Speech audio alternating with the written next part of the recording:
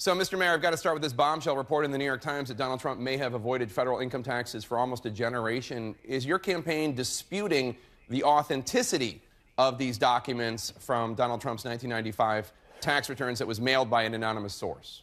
Well, all I have is the New York Times story to go by, so let me comment on it as if it's true. First of all, what you failed to leave out of what you said, and it's not your fault, it's the New York Times' fault, is that this is perfectly legal. And the Times makes that point about 26 paragraphs into the opinion.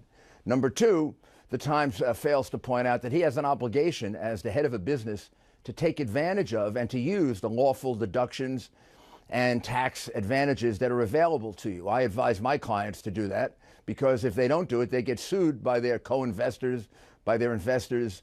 They lose jobs for their employees. Mm-hmm. And the reality is this is rather common in large, gigantic American businesses, loss carry-forwards. But you might remember a few years ago it was pointed out that GE paid no taxes. Yeah. So the reality is, this is part of our tax code. The man's a genius. He knows how to operate the tax code for the benefit of the people he's serving. Well, that's interesting because, Mr. Mayor, you say that he's a genius. Donald Trump said during the debate that not paying federal income taxes makes him smart. Does that mean that the rest of us who don't look for every possible loophole and provision to avoid paying our fair share of taxes, does that mean the rest of us are stupid?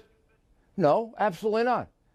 In fact, 44%, 45% of America doesn't pay income tax. Well, a lot of them are below the poverty line. They're not billionaires. They're below the poverty line, and they don't make enough to be taxed. But someone told them that they don't have to pay taxes. And anybody that goes and has an accountant, H&R Block, or just goes online, figures out all the deductions available to them. I mean, the reality is that most Americans take advantage of every deduction available to them. Most Americans pay federal income taxes, though, sir, and Donald Trump apparently did not.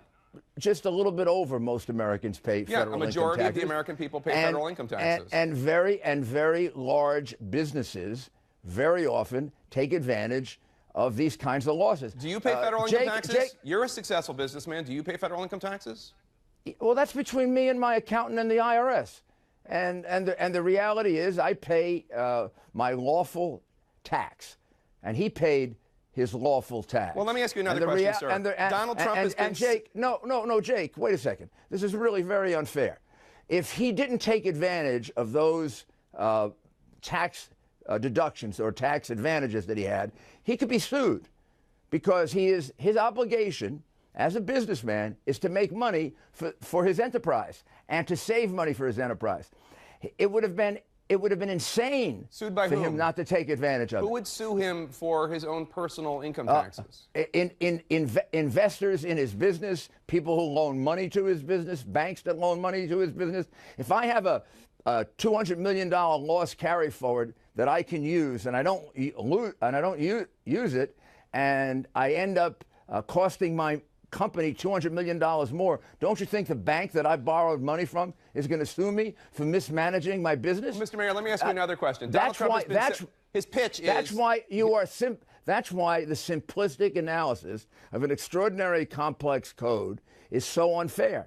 I think that there are a lot of very successful businessmen and women who pay federal income taxes and don't look for every single opportunity there is to avoid paying them. But let me ask you another question. Donald Trump has been selling himself as a brilliant businessman. He's been selling himself as a brilliant businessman. Wait a second. He lost almost $1 billion in 1995. Well, you got to let me. There are not very many smart businessmen who don't take advantage of the legal tax laws that are there, and if they are, then they're not very good businessmen, and no one wants to go into business with them, and they don't have very good lawyers, and they don't have very good accountants. Okay, but let me ask you, sir, he's selling himself as a brilliant businessman.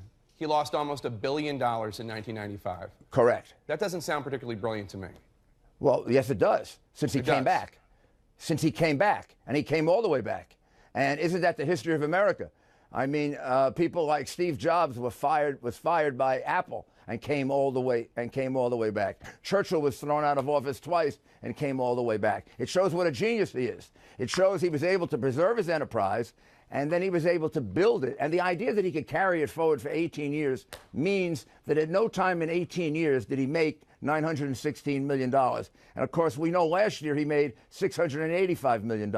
We know that from his financial disclosure. He hasn't released his tax returns. The only reason we know anything about this is because somebody released this to the New York, somebody leaked this to the New York Times. We know that he made $680 million last year from his 104-page financial disclosure form, Mr. Mayor, which describes considerably more about his finances than the tax return. He's the first major party nominee since 1976 to not release his tax returns. If you're proud of that, that's great, but I don't think you should be. And I am saying the way all of you are treating this is a very good indication of why someone might not want to release their tax returns, because you take something that's perfectly legal, something he had no choice but to utilize, and if he didn't utilize it, he'd have been in a lot of trouble, and you try to make it into he did no wrongdoing. Meanwhile, Hillary Clinton has violated probably 30 federal statutes. He did nothing wrong. The headline should have been, Donald Trump takes advantage of legal provisions in tax code.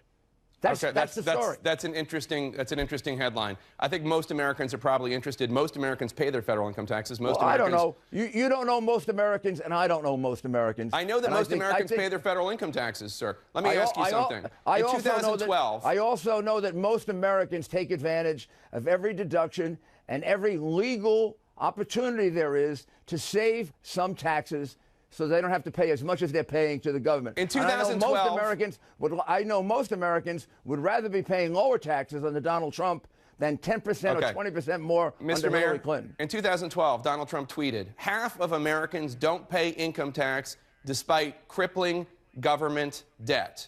He is in that half that does not pay federal income taxes despite crippling government debt. When he rails against the junky infrastructure, when he rails against LaGuardia Airport, when he talks about how bridges are collapsing, is he not responsible, at least in part, for the fact that these things are not being repaired? He's not at all. Absolutely not. No. The law is responsible for it.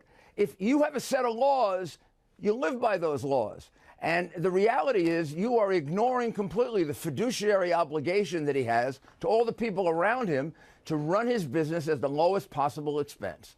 Every businessman takes advantage of it, including Warren Buffett. And Warren Buffett thinks we should be paying 90% in taxes. So why doesn't he voluntarily send in that extra 40%? Let him voluntarily make out a check and send it in. If that's what he does, exactly the same thing. He takes advantage of the law.